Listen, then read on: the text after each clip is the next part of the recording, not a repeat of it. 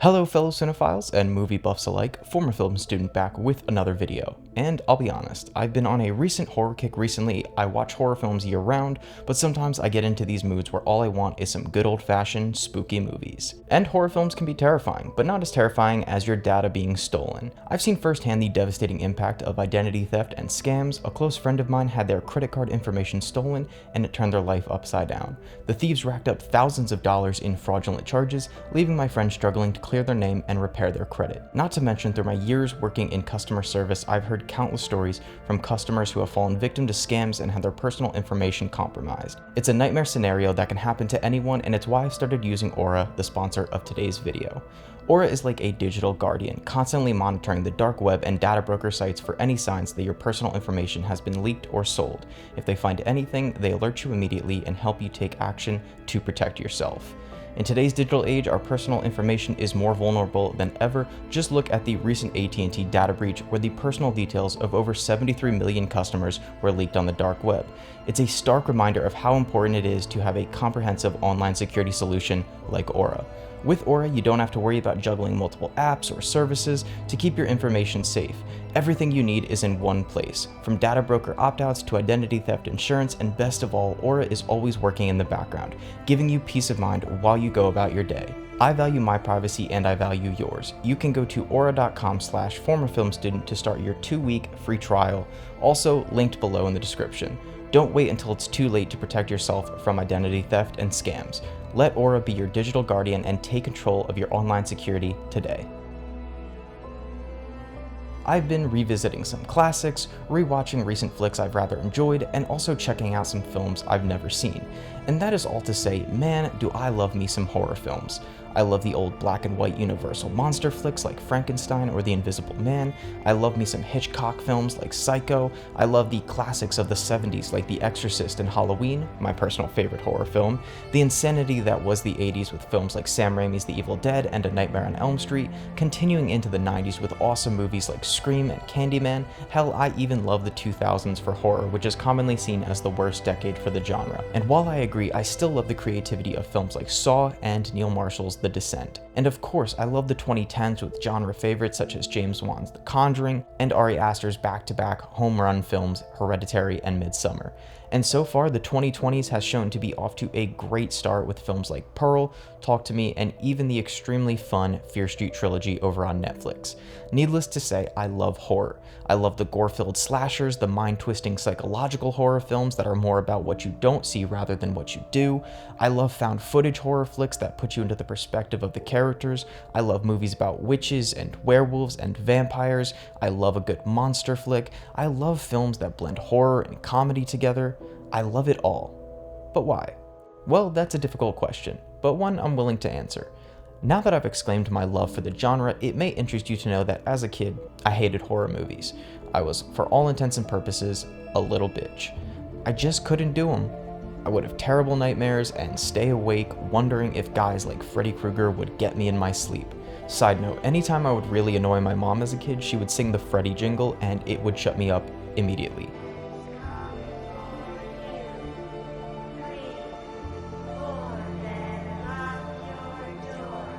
No shade, Mom. If you're watching this, I love you. But I really didn't get into horror films until I was around 12 or 13 when they added all 10 Friday the 13th flicks to Netflix and I binged the hell out of them. And I don't know what happened, but something just clicked. From there, I remember renting the original Halloween from 1978 from my local video rental store and absolutely falling in love. The music, the filmmaking, the terrifying force of nature that was Michael Myers. It ended up becoming a tradition that I've kept up for over a decade of watching the film on Halloween and is now comfortably not just my favorite horror film, but my favorite film period. The years went by and I dug deeper and deeper into the genre, exploring its roots, the shifts in style, how the genre would pivot depending on what became popular, the death of a subgenre, then years later the resurgence of that specific kind of horror film, and my love and appreciation for the genre just kept growing and growing. But the question is still there, why?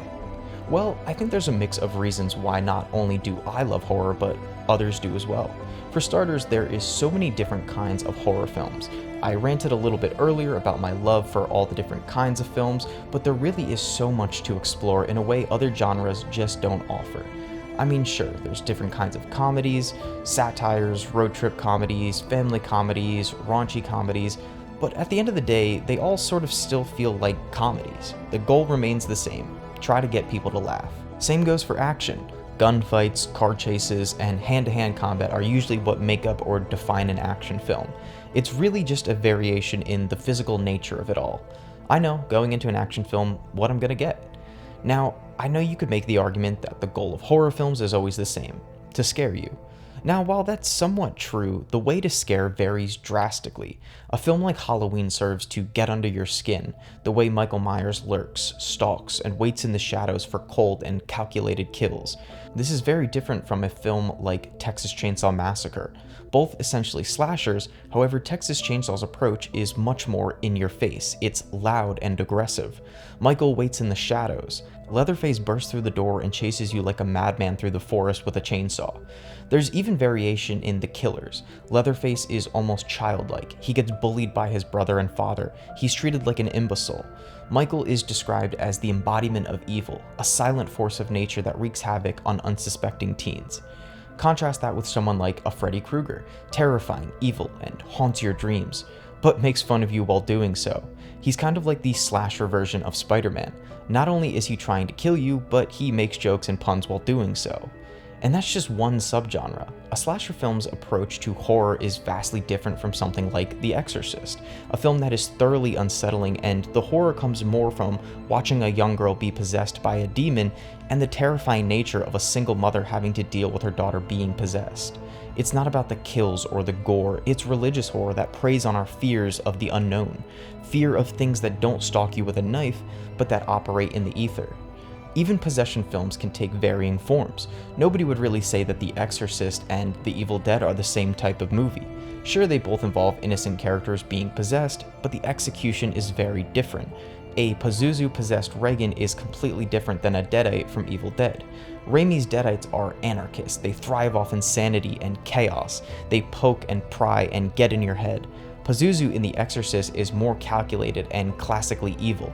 Everything Pazuzu says is to confuse and intimidate and kind of piss you off. And both of those types of possessions are so different than the more straight-up terrifying version seen in James Wan's The Conjuring.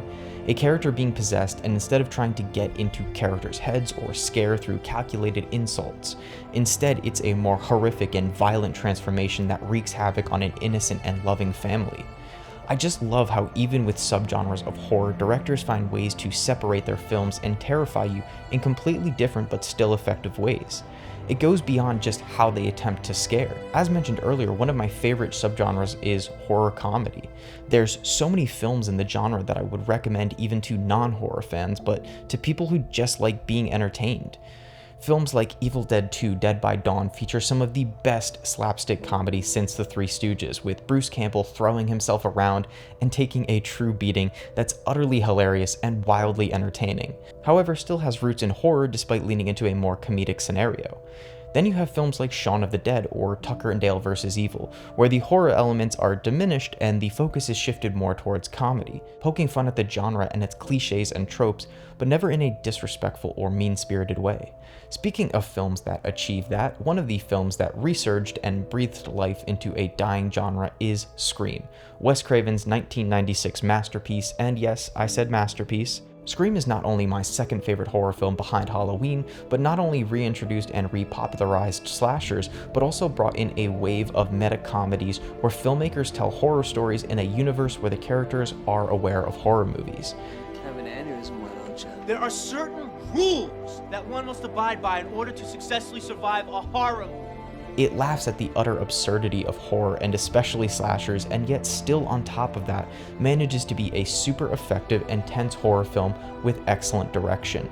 And again, if horror comedy or slashers or even possession films aren't your cup of tea, you have so much more. Hell, if you're a nerd like me and love science fiction, there's plenty of sci-fi horror to tickle your fancy as well.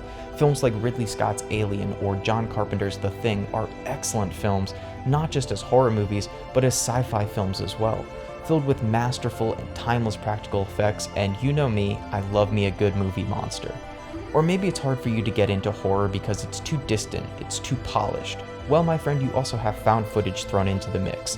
Films like Paranormal Activity don't exactly do it for me personally, but you have the Spanish found footage flick Rec from 2007, which is absolutely terrifying and extremely anxiety-inducing, or if you like movies like Godzilla or Pacific Rim, the Batman and War for the Planet of the Apes director Matt Reeves' 2008 flick Cloverfield may be right up your alley. There is so much in the genre that I really to my core believe that there is something for everyone. And my last reasoning why I love horror, and it's a bit of a contradiction on my part, as I've said in videos of the past that I don't love sequels, not to say there aren't amazing sequels like The Godfather Part 2, Empire Strikes Back, or T2 Judgment Day, but I have a tendency to get really annoyed with franchises that don't know when to quit. But a recent discussion with a friend of mine led to a new way of thinking.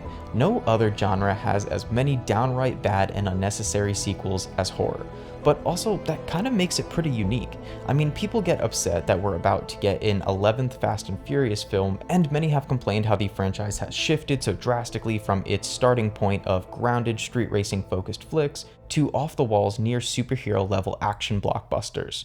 But if you think that's wild, check out any number of horror franchises. Hell, we just got our 13th Halloween film, a franchise that technically has 4 or 5 different timelines. I've kind of lost track at this point. We have 12 Friday the 13th movies, 11 Hellraiser flicks, and 10 Saw movies. Yeah, the franchise about 2 guys chained down in a disgusting room spawned 10 movies with an 11th on the way.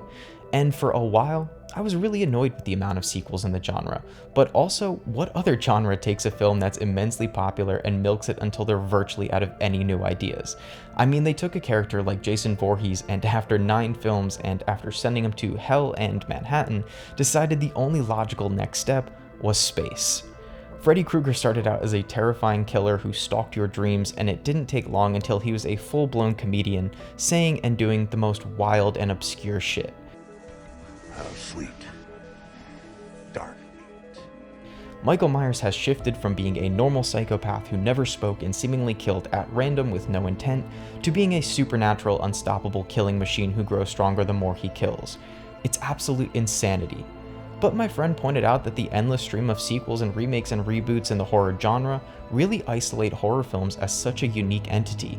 Even franchises that are beating a dead horse at this point, like Terminator or Alien, really haven't gone too off the walls or crazy. They may be bad and unnecessary, but they're not 65-year-old Michael Myers absolutely slaughtering multiple firemen in hand-to-hand combat. Or Freddy doing whatever this is. I'll get you, my pretty, and your little soul too. I kind of love at this point how bonkers and out there so many horror franchises get, and if you're someone who thinks that sequels diminish the original, I gotta ask why. The original is still there, you can make up your own headcanon. To me, Michael Myers is still just a psychopath who snapped and began a killing spree. He lurks and he stalks. The end. The numerous and downright dumb sequels are more like DLC to me. The sheer stupidity that was Halloween Kills and Evil dies tonight. and Halloween Ends don't stop me from watching the original every Halloween and falling in love with it all over again. At the end of the day, the genre of horror has so many flaws. Oftentimes, producers, especially studios like Blumhouse, use the genre as a way to make a cheap movie and make a lot of money with minimal effort. But also, there's so much, really so much in the genre that there is to love. The iconic musical themes from films like Jaws or Halloween, the freedom horror allows in terms of visual storytelling, and again, just the vast variety and different options that the genre offers. Whether that be gore-filled slashers, paranoia-driven psychological horror films, or even silly comedies that play on the tropes of the genre. There is something for everyone, and that's not something you can say for every other genre.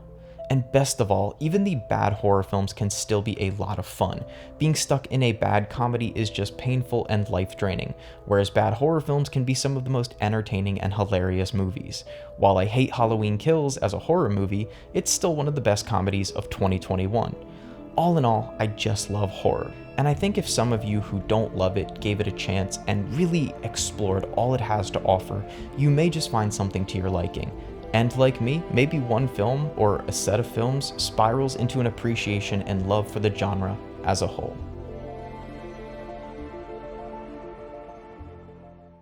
Well, that is it for today, guys. As always, if you liked the video, make sure to click the like button, subscribe if you want to hear more from me, and hit the little bell notification button so you get notified when I post new content. Let me know in the comments down below what your guys' favorite horror films are, and yeah, I'd love to interact with you guys. But as always, I will see you guys on the next video.